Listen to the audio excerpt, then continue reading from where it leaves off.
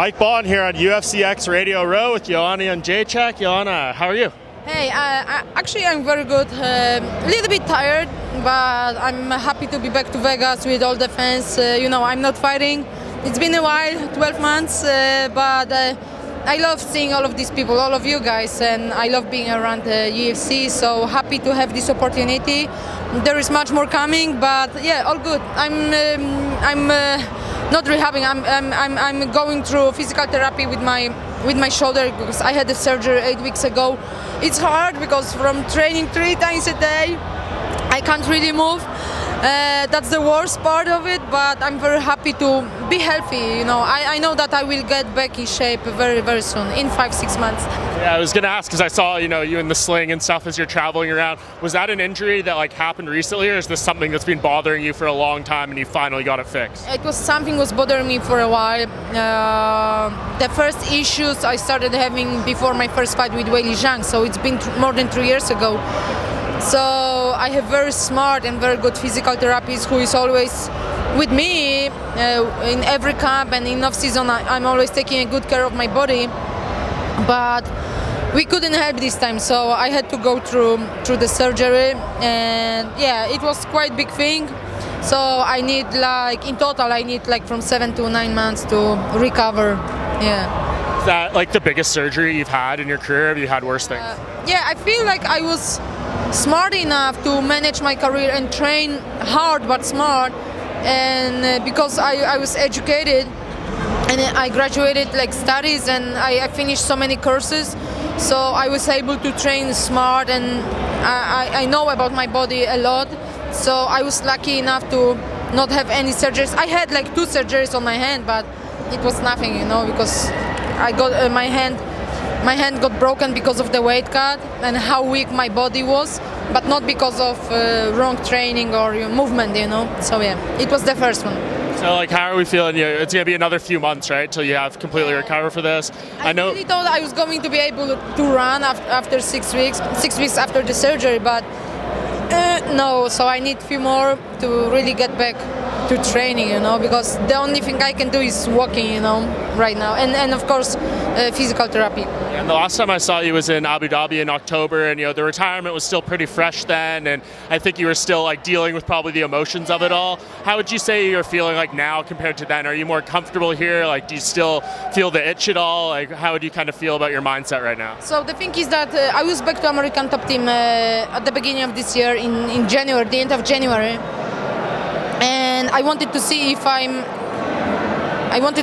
was able to be back and train really hard, and I was training really hard, 2-3 times a day, 13 times a week. Everyone was asking when I was coming back and if I was coming back out of retirement, and honestly I wanted to be back, I wanted to give myself one more chance, but then this thing happened again. It came back with double the power it used to hit before, so I got really sad and very emotional, but I got calmness in my heart and soul, with what I was looking for 8 months after I retired. So I feel like I'm in the spot where I'm not chasing this anymore, That's a good feeling. Sad, difficult, but like I said, I feel calm.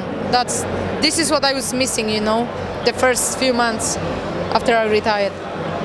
Has the UFC reached out to you at all? Mick hit you or your team up and be like, hey, there's an opportunity if you're interested? No, not really, but I would love to do some. I had a conversation with Dana White because I've got an offer to commentating another show, big MMA show in Europe, but it's American organization.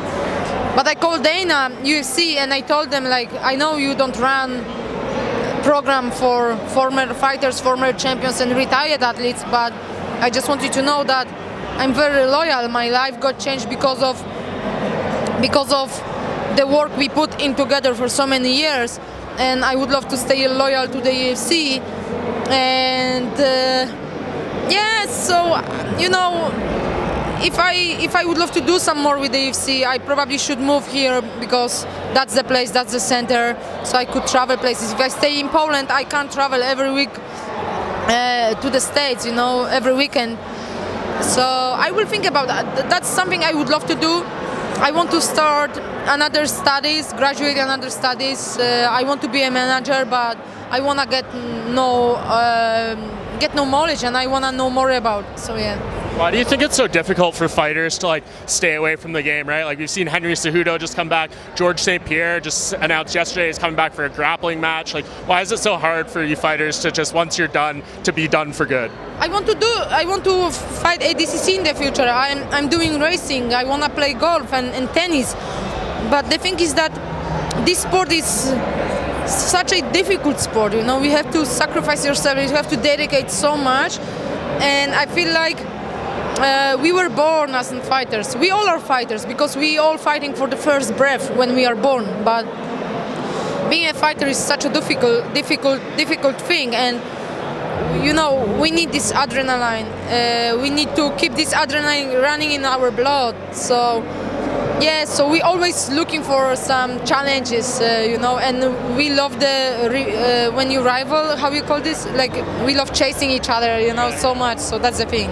Yeah. But it's surprising because I have so many passions, also sports passions outside MMA, but you can't compare being a fighter, being a martial artist. You can't compare to anything else. Speaking of some of your rivals, let's talk about a couple fights coming up. How do you think the next title fight in your former division between Zhang Weili and Amanda Lemos goes? I think Weili Zhang will still the champion. Yeah, I'm surprised that. What's her name? Yan Xiaonan. Yan Xiaonan. Yan Xiaonan didn't get the title shot. I think she deserves that, but what I'm hearing, she's the next. What do you think of Rose going up to 125? Is that a smart move for her? That's surprising because Rose isn't a heavy girl. You know, she doesn't have these thick bones. She's quite small girl, so it's surprising, but she's very strong, and I really believe she will do well. But it's a tough matchup for her. But let's see, you know, because it isn't easy. It isn't easy to go up. Sometimes you think it's only 5 kilograms, but it's really difficult to gain this muscle weight and get the power for higher division. You know, even if you walk around or even higher, it's difficult to gain this muscle weight. Amanda Nunes' retirement, you know, you were very dominant champions, you know, around the same time, things like that, and you got this era of women's MMA is kind of overlapping. Were you surprised by, you know, her retirement, and I guess what kind of do you make of her legacy that she left behind? Oh, she's the GOAT, you know. There is nobody like her, but we all had different impact on this sport, on women's MMA. But Amanda has done some great things, and you know she's the first one who was holding 2 belts, and she's the GOAT, and it was surprising. But on the other hand, it was not. You know, she has been the game. She was in the game for such a long time, so she deserves her time off. Just enjoy what she worked so hard for so many years. And last person I wanted to ask you about, Dustin Poirier is fighting for the BMF belt against Justin Gaethje later this month. What do you... Fight, man, I would love to be there, and I wanted to be there for 2 reasons. For Dustin, but I like Gaethje so much, but for my teammate Dustin and for my Polish brother Jan Blachowicz, he's facing... Alex Pereira. But the UFC is bringing me to Singapore at the end of this month, so I'm not able to be in Salt Lake City. But yeah, that's a dope card, and I'm super happy for Dustin. His life also got changed, you know, after the fight with Conor McGregor. But I feel like Dustin and Gaethje are the right fighters to fight for the BMF belt. You know, it's going to be a dope fight. You know, I don't know what's going to happen, but like I can feel big emotions. Well, I mean, someone like Dustin, who I've noticed, right? Like, he obviously made good money from the 2 Conor fights. I'm happy for him. He deserved this, you know. He's such a hard worker, and yeah. Is it hard to keep the motivation there? Like, you got some big paydays, you fought on some big cards and things like that. To keep like driving forward when all the things you're working so hard for, you kind of satisfy them. Yeah, the first money I made, I was like, I didn't even think I had this money, you know. And it took me time to really like live better life, you know. Like, I mean, like, money doesn't make you happy, but but it's like it really took me time to realize what I made, you know, because for so many years I was fighting for almost nothing, you know, and for me it was life-changing, and big thanks to Lorenzo Fertitta at that time was involved still, the Dana, and to the UFC people, but it took me time, and I feel you can stay motivated. Money, like for me personally, it's always second thing, you know. And just last thing, I see you, at the host hotel hanging out with Izzy and Leon Edwards and stuff. What's like your favorite interaction you've had this week with another fighter? I don't know. Yeah, I met them at the lobby yesterday. They went to the gym. Actually, we had some funny conversation, but it's always good to see them, you know, because before they were champions, we hang out at like in different places, you know, like when we were a special guest for some events, UFC events, but I don't remember. I think I had some situation, but no, I don't remember. Yesterday we had a workshop at the UFC PI, and it was. Yeah, what was that like? What were they talking to you about? Was really good. It was about managing career and everything, and social media, how to manage everything, etc., etc. But it was super dope to see it and hang out with the different athletes.